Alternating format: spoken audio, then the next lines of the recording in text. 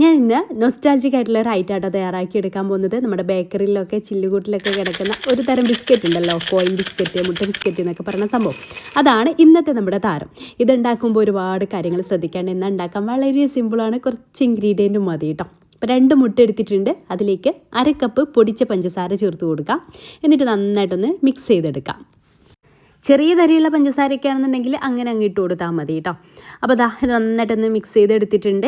ഇനി നമുക്ക് അതിലേക്ക് 1 ടീസ്പൂൺ വാനില എസൻസ് ചേർത്ത് കൊടുക്കാം. 2 ടേബിൾ സ്പൂൺ ബട്ടർ മെൽട്ടാക്കിയത് ചേർത്ത് കൊടുത്തിട്ടുണ്ട്. അതിന് പകരം 2 ടേബിൾ സ്പൂൺ സൺഫ്ലവർ ഓയിലായാലും കുഴപ്പമൊന്നുമില്ല കേട്ടോ. എന്നിട്ട് നന്നായിട്ടൊന്ന് മിക്സ് ചെയ്തെടുക്കുക. അതിന് ശേഷം നമുക്കൊരു 1/4 കപ്പ് മൈദ ചേർത്ത് കൊടുക്കാം. 1/2 ടീസ്പൂൺ ബേക്കിംഗ് പൗഡറും 2 നുള്ള് മഞ്ഞ ഫുഡ് കളർ ചേർത്ത് കൊടുക്കുന്നുണ്ട് കേട്ടോ. അത് നിർബന്ധമില്ല, ഓപ്ഷണലാണ്. അതിലുണ്ടെങ്കിൽ ഒരു യെല്ലോ കളർ കിട്ടും, അത്രയേ ഉള്ളൂ. അത് ഒരിക്കലും നിർബന്ധമുള്ള കാര്യമല്ലേ. അപ്പോൾ ഇതുപോലെ നമ്മുടെ ബാറ്റർ ആക്കി എടുത്തിട്ടുണ്ട്. കറക്റ്റാണ് കേട്ടോ. ഇതിലേക്ക് വെള്ളം ചേർക്കുകയൊന്നും വേണ്ട. ഇനി നമുക്കിതൊരു പൈപ്പിംഗ് ബാഗിലേക്ക് മാറ്റാം.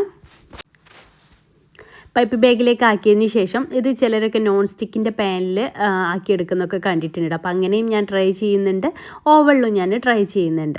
അപ്പോൾ ഓവനിൽ ഇതുപോലെ ഒരു ബട്ടർ പേപ്പർ വെച്ചിട്ട് ഇതുപോലെ കേട്ടോ. ഇതിൻ്റെ ട്രേക്ക് ചെറിയൊരു വളവും തിരിവൊക്കെ ഉള്ളതുകൊണ്ട് കറക്റ്റ് റൗണ്ട് ഷേപ്പിൽ കിട്ടുന്നില്ല കേട്ടോ.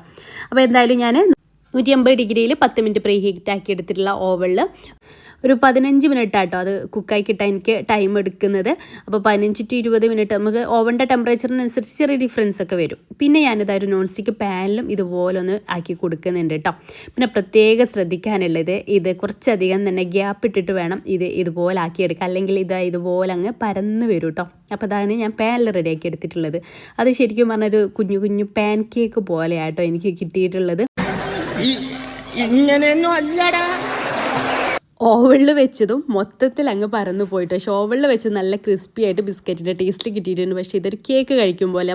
നിങ്ങളാരെങ്കിലും നോൺ സ്റ്റിക്ക് പാനിൽ ഇത് ട്രൈ ചെയ്തവർ സക്സസ് ആയിട്ടുണ്ടെങ്കിൽ കമൻറ്റ് ചെയ്യണേ. അപ്പം ഞാൻ വിട്ടുകൊടുത്തില്ല, വീണ്ടും ബാറ്റർ ഉണ്ടാക്കി വീണ്ടും ബിസ്ക്കറ്റ് ഉണ്ടാക്കി എടുത്തുട്ടോ. പക്ഷേ ഇത് കഴിക്കാൻ ടേസ്റ്റിൻ്റെ വേസ്റ്റ് ആക്കി കളഞ്ഞിട്ടൊന്നും ഇല്ല കേട്ടോ.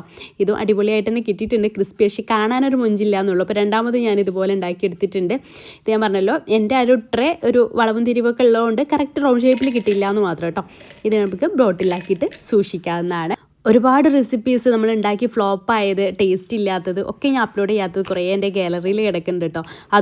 ഇതും അതുപോലെ ഒരു ഐറ്റാണെന്ന് ആദ്യം വിചാരിച്ചു, പിന്നെ ഞാൻ വിട്ടു കൊടുക്കാൻ തയ്യാറായില്ല. വീണ്ടും രണ്ടാമത് ബാറ്റർ ഉണ്ടാക്കിയിട്ട് ചെയ്തതാണ് കേട്ടോ. അപ്പോൾ അത് നിങ്ങൾക്ക് ഇഷ്ടമായിട്ടുണ്ടെങ്കിൽ ട്രൈ ചെയ്യാത്തവർ എന്തായാലും ഒന്ന് ട്രൈ ചെയ്ത് നോക്കും. ഇത് ഇഷ്ടമുള്ളവർ എന്തായാലും ഇതിൻ്റെ രുചി മറക്കില്ല അല്ലേ. പേജ് ഫോളോ ചെയ്യാത്തവർ ഫോളോ ചെയ്യാൻ മറക്കല്ലേ. താങ്ക്